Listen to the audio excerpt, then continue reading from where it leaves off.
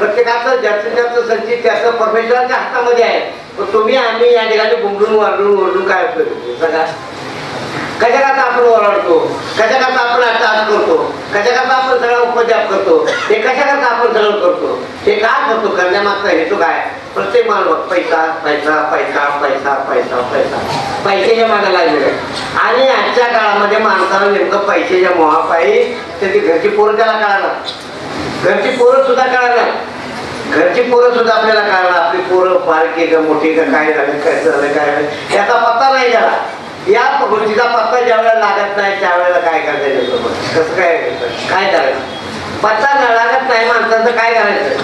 हो, जर अशा पद्धतीने जर माणसाच्या परमेश्वराने त्याची भावनी करून घेतलेली आहे, ज्याचं त्याला दिलेलं आहे, ज्याचं त्याला केलेलं आहे, मग तुझं काय राहतं त्याच्यामध्ये?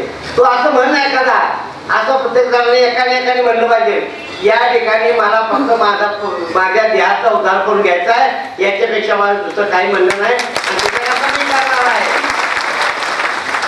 तुझं माणसाने केलं काय